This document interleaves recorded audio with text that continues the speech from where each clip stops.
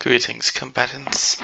Today's video will be focusing on ranking Shang Tsung's designs. Character designs and characterization can fall into this. So yeah,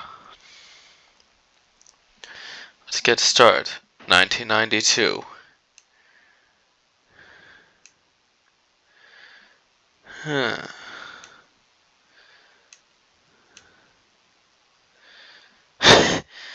Mid.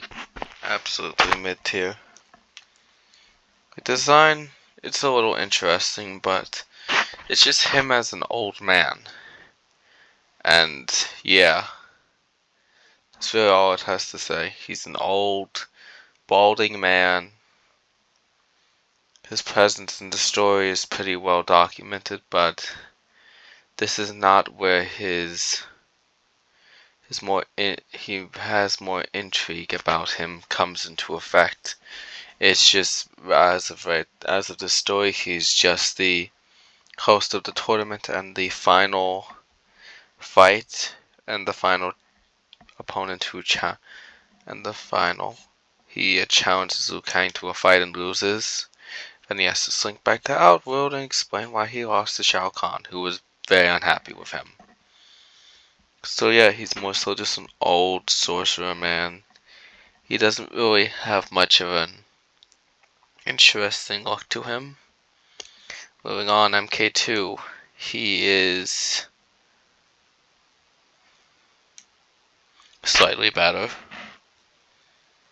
but he's just younger and his costume isn't really has much aesthetic pleasing to it. Like his costume is very bare bones and very generic. It doesn't really have much to go off of. He's the sub boss or something like that in this game.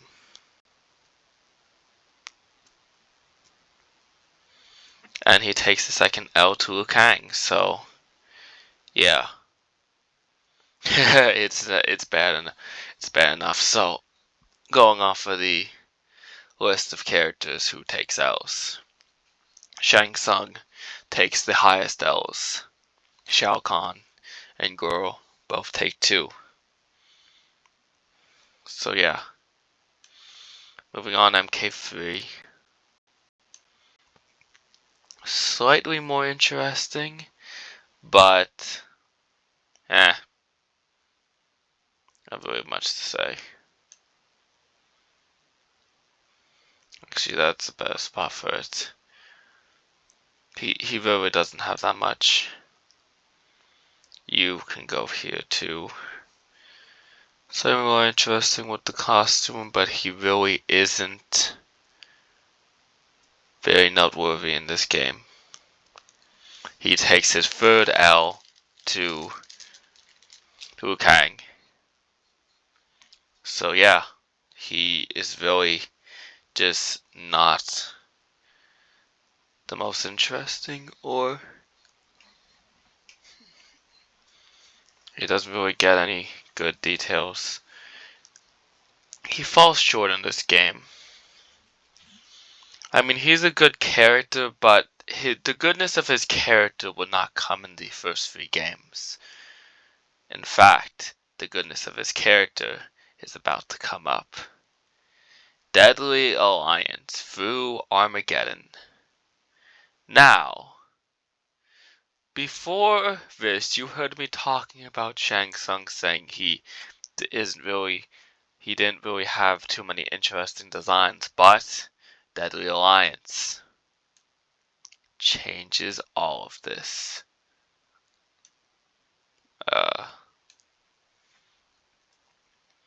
Hold on a sec. Let me pull up a better image of it.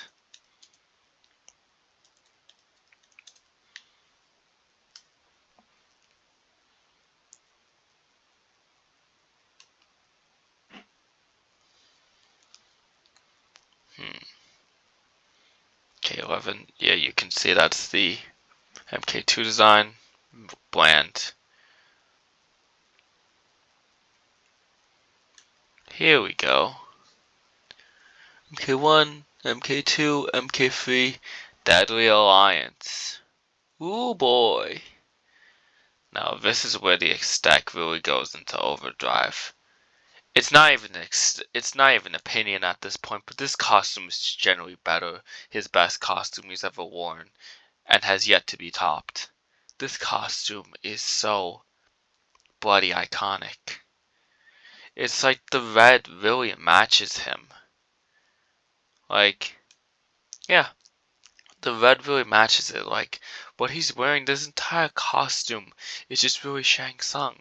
And the way he has black long hair, it also really matches him. Like, this is just Shang Tsung look when I think about Shang Tsung as a character. This is where he got his nuance as a character. This is where he became the villain that we all know him to be. The treacherous snake who was able to kill the Shao Kahn clone. And who was on the victory lap at first. Okay, this goofy costume is from a comic, and well, it's goofy.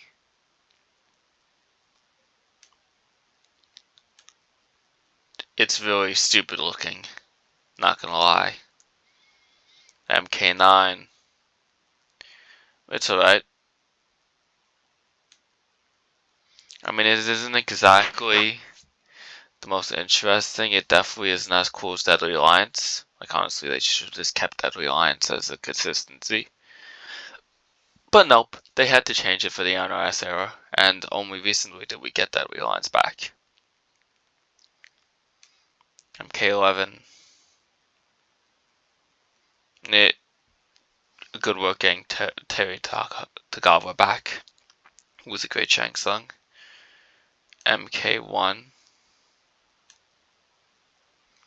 The design is cooler than MK9, but as you can see, like from what this list right here, we can see that Shang Tsung's design really just peaked with Deadly Alliance, and that's really it. Like, he hasn't really had anything else comparable, and for characterization, he hasn't really had much else to go off of instead, except for Deadly Alliance through Armageddon, where this costume is just clearly his best costume, and he clearly is a better. He's clearly a better villain. Like, his motivations as wanting to overthrow Shao Kahn.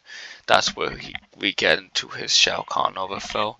That's where he accomplishes the most. That's where he actually gets more significant threats, and he keeps it all the way through to the end of the Midway era, and until MK11 Aftermath, Shang Tsung was just getting his ass handed to him by everyone.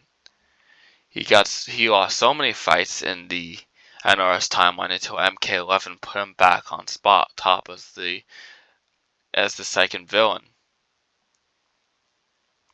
Now, did he replace Shao Kahn? I'm not exactly sure. He's been the main villain.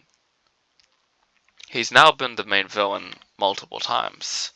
And Aftermath, he turned out, well, not really counts, but I guess in one. Kind of weird. They really messed him up in 12 with having him lose like that. I would have expected a better downfall for the character, but nope.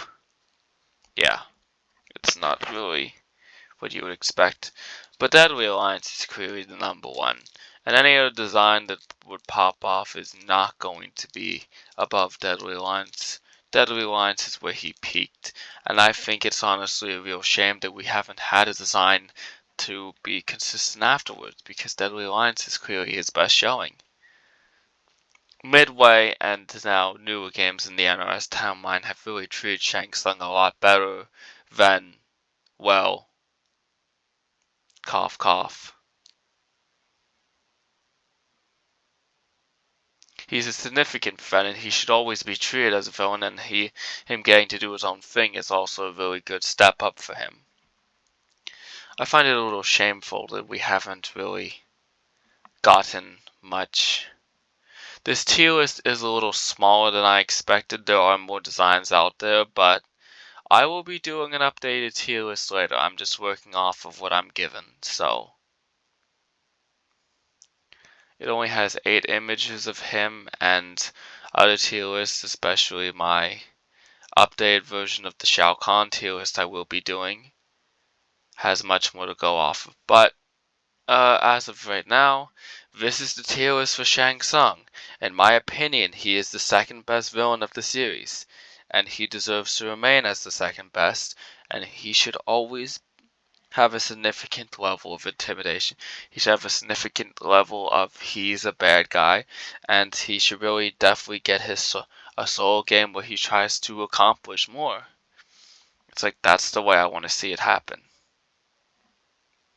I will go into discussions of more how to give Shang Tsung more to go off of in his own game. Also, one of the most shameful aspects is I will probably not be able to own a Shang Tsung for the Storm Collectibles, because Storm Collectibles never released a version of Shang Tsung. So, yeah, I'll have to find another way to get him in the roster because, well, not having him as one of the figures available for purchase is terrible. Without further ado, thank you all for watching. If you like this content, feel free to like and subscribe. And let's hope that Shang Tsung gets better costumes down the line, because they peaked at Deadly Alliance, but they haven't peaked since. Alright, God bless you all. See you in the next video.